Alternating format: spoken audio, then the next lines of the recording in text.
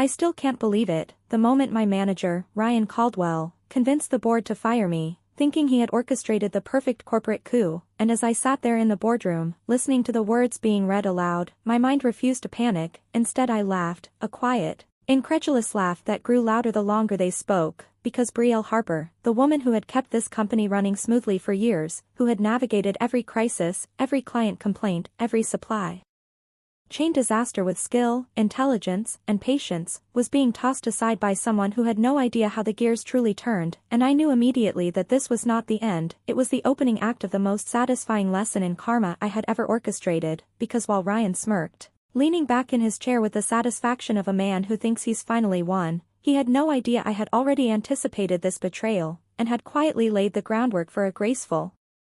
unstoppable exit that would leave him exposed, embarrassed, and powerless, and as the board members nodded politely, murmuring about efficiency and new direction, I felt a surge of clarity, because in corporate America, titles and authority are illusions, and the real power lies with the one who holds knowledge, influence, and patience, and I, Brielle Harper, had all three in abundance, and over the next few days, I executed my plan flawlessly, resigning officially while simultaneously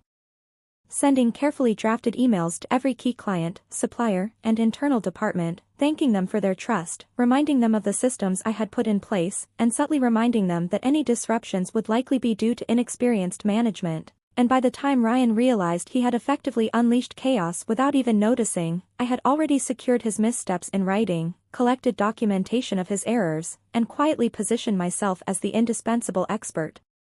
he had tried to eliminate, and the beauty of it was that I did it without confrontation, without a scene, letting his arrogance carry him forward while I remained calm, composed, and quietly in control, because revenge is most effective when it's invisible, when it unfolds like a slow, unstoppable domino effect, and I watched as emails went unanswered, systems malfunctioned under inexperienced hands, clients called to clarify issues only I could resolve, and Ryan, once smug and untouchable, now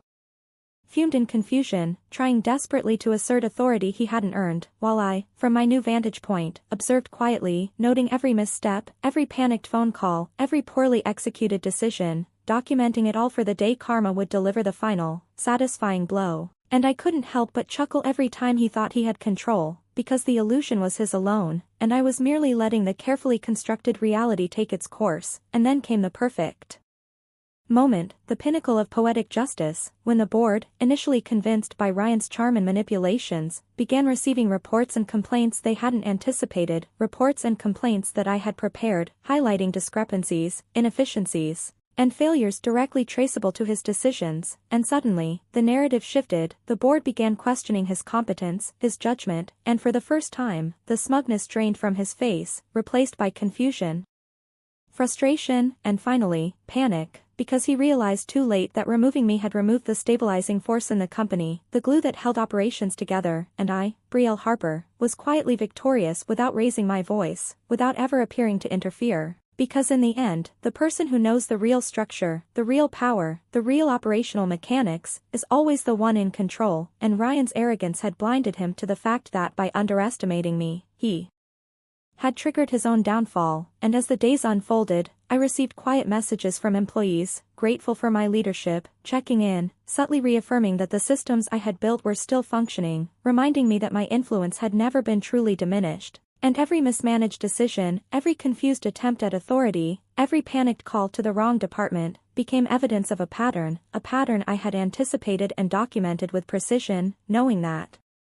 eventually, the board would see it too, and I would be vindicated, and the satisfaction of watching someone fail because they overestimated themselves, because they thought their title alone could overpower skill, experience, and foresight, was indescribable, almost intoxicating, because it validated every late night, every crisis navigated, every problem solved without recognition, every time I had been patient while others rushed, acting on impulse and ego, and when the board finally called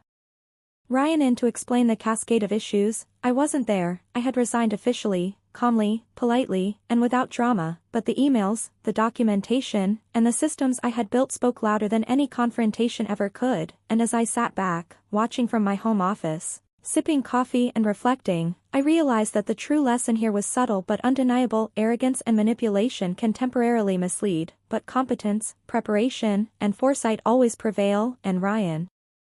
who had believed he was untouchable, had just learned this the hard way, and the final, most satisfying moment came when clients, accustomed to my expertise, subtly bypassed his directives, contacting me directly for clarifications, advice, and solutions, reinforcing the fact that real power lies in the knowledge and influence one cultivates over time, not in titles or fleeting authority. And as I closed my laptop at the end of that week, I couldn't help but laugh, because the CEO who had tried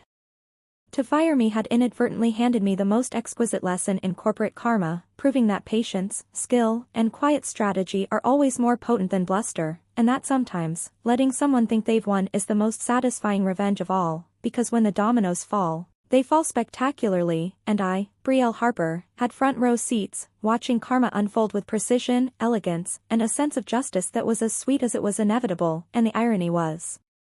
delicious, because the very person who tried to erase me from the company had merely highlighted exactly why I was indispensable, and as the board finally began to recognize the pattern of failure, the system I had built silently proved my point. And I knew that my resignation had been perfectly timed, strategically executed, and the ultimate lesson in subtle, invisible, and utterly satisfying revenge, and that, in the end, is the story of how I laughed when my manager convinced the board to